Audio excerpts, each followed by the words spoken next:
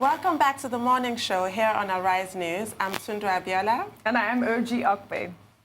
It's time now for stories trending around the world with Charles Ohaukwu still here with us. Thank you for joining us again on this segment. My pleasure. All right. So we'll start off with the U.S., right? President Trump, who does not stay out of the headlines.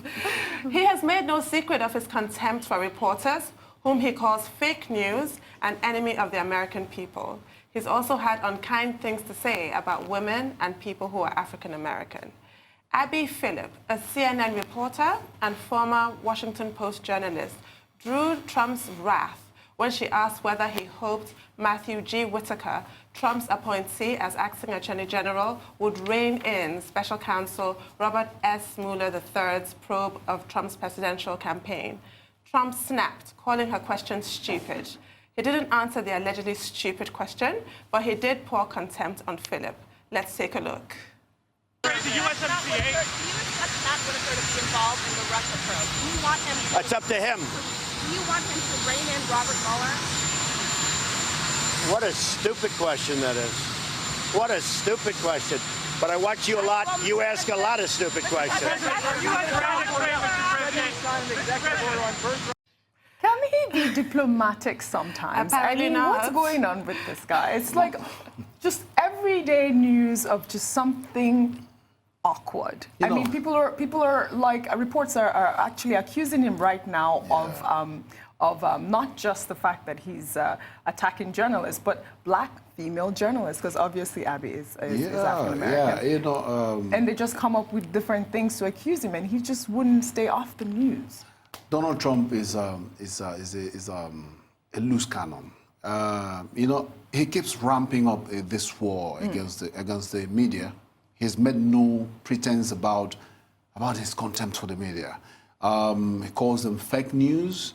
I don't think he has any friends. Even Fox News we thought would be his friends because of their connect with the Republican Party.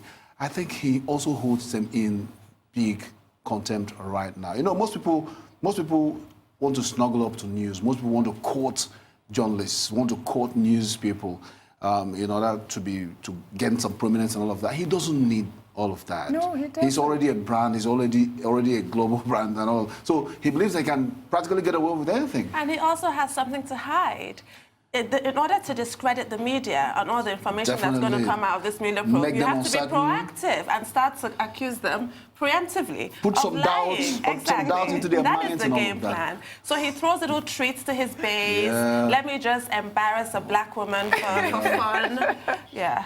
Keeps generating little fires here and there just to hide, whatever it is. Well, Trump is just going to keep being Trump. It's just so sad. Seriously. Well, let's go right here in Nigeria, where Nigerian entertainer Banky W on Saturday announced his intention to run for office. Wow. The actor, singer, writer, and filmmaker says he will run for a seat in the House of Representatives to represent Etiosa local government area, Lagos. He made the declaration during the debut convention of the Modern Democratic Party, a political party founded in 2017 by Youth Association. The entertainer said although many have advised him to run for president, he believes in starting small and working his way up. What a way to start small. I mean, you don't think it's small? Everybody wants to go to Abuja. Everybody wants to, do it the big way. Yeah. What happens to the councillorship seat? Oh, I think it's smart. I mean, there are so many people that we've interviewed on the morning show. Like one of them was a 35-year-old guy who basically has never really lived in this country, and he's running for president. Yeah. So I mean, I think that this is a smart move. This is a relatively modest approach to the situation. But my worry is the Modern Democratic Party in its maiden convention. We don't have a sort of ceiling on the number of political parties, but in practical terms, but in practical terms, what appeal do they have? What reach do they have? Because they cannot compete with the war chest of like a PDP or an APC. Exactly. I agree with you. I agree with you. Most of these parties don't believe that they can pick up an issue and try to put that in the front burner all the time and be known for it. And establish a pedigree profile on that particular, you have the Green Party over there in the UK, in the United States, and all of that. So, but everybody wants to have a nationwide appeal. Well, let's go over to Uganda real quick, yeah? Ugandan pop star and opposition politician Bobby Wine performed his first concert since he was charged with treason and jailed. A show of defiance on Saturday, punctuated by anti-government slogans and barbs aimed at the longtime president he's challenging. Thousands of Ugandans attended the lakeside event held outside the capital, Kampala, many of them clad in red outfits, symbolizing their allegiance to the People Power movement, led by Bobby Wine, a rookie legislator whose real name is Kyagulanyi Ssentamu. Wine staged the show at his private beach after he was denied permission to hold a concert at the National Stadium. Opening acts also played music protesting the government before Wine, putting on his trademark red beret, came on stage and electrified the crowd.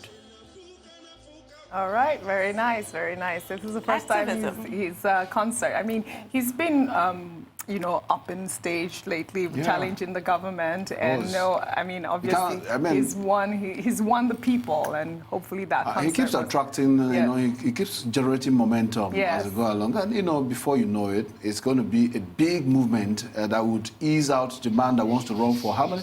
7th time now, 6th time, because it's becoming very, very nauseating, you know, here in Africa. African leaders and seat-tightism, many of them don't believe it's time for them to go.